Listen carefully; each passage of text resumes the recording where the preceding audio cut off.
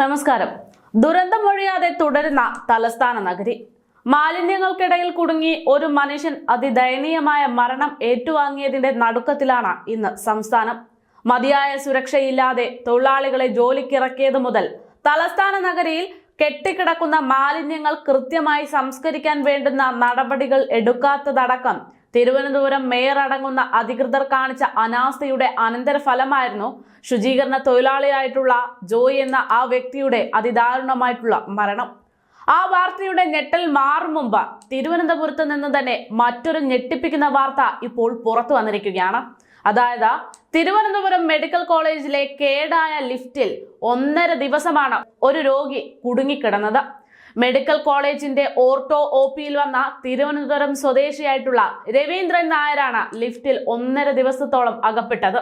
ഇന്ന് lift operator സാങ്കേതിക പ്രശ്നം പരിഹരിച്ചപ്പോഴാണ് അകത്ത് ഒരാൾ കുടുങ്ങിക്കിടന്നു എന്നതടക്കം ശ്രദ്ധയിൽപ്പെട്ടത് എന്നത് അതിദയനീയം തന്നെയാണ്.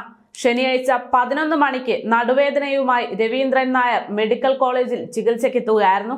12 മണിയോടെയാണ് ഓർത്തോ വിഭാഗത്തിലെ ലിഫ്റ്റ് കേടാകുന്നത്.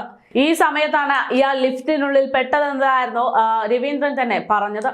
എന്തായാലും കേടായ ലിഫ്റ്റിൽ ആരെങ്കിലും കുടുങ്ങിയിട്ടുണ്ടോ ഇല്ലയോ എന്ന് പോലും അന്വേഷിക്കാൻ സാധിക്കാത്ത മെഡിക്കൽ കോളേജ് അധികൃതരുടെ ഈ അനാസ്ഥ വളരെ ചർച്ച ചെയ്യേണ്ടുന്ന ഒരു വിഷയം തന്നെയാണ്. ഞായറാഴ്ചയും കഴിഞ്ഞ് ഇന്ന് രാവിലെ തുറന്നു നോക്കിയപ്പോൾ മലമൂത്ര വിസർജ്യങ്ങൾക്ക് നടുവിൽ വയോധികൻ കിടക്കുന്നതാണ് ലിഫ്റ്റ് ഓപ്പറേറ്റർ കാണുന്നത്.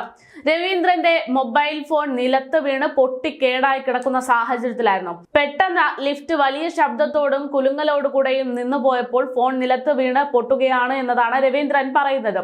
സ്ഥിരമായി ഉപയോഗിച്ചു കൊണ്ടിരിക്കുന്ന ഒരു ലിഫ്റ്റാണ്. അത് ഉപയോഗിച്ചു കൊണ്ടിരിക്കവേ മാത്രമേ നിന്നു പോകൂ എന്നുള്ള സാമാന്യ ബോധം പോലും ഇല്ലാത്ത ഒരു അധികൃതരാണ് അവിടെ ജോലി ചെയ്യുന്നത് എന്ന് പറയുമ്പോൾ അതിദയനീയം തന്നെയാണ്. സ്ഥിരമായി ഉപയോഗിച്ചു കൊണ്ടിരിക്കുന്ന ഒരു ലിഫ്റ്റ് പെട്ടെന്ന് കേടാകുമ്പോൾ ആ ലിഫ്റ്റ് ഉപയോഗിച്ചു കൊണ്ടിരിക്കുകയാണ്, ആരെങ്കിലും ഇതിനുള്ളിൽ അകപ്പെട്ടിട്ടുണ്ടോ എന്ന് പോലും അന്വേഷിക്കാൻ ഇവരെ കൊണ്ട് സാധിച്ചില്ല എന്നത് അതീവ ഗുരുതരമായിട്ടുള്ള അനാസ്ഥ തന്നെയായിട്ടേ കാണാൻ സാധിക്കുകയുള്ളൂ.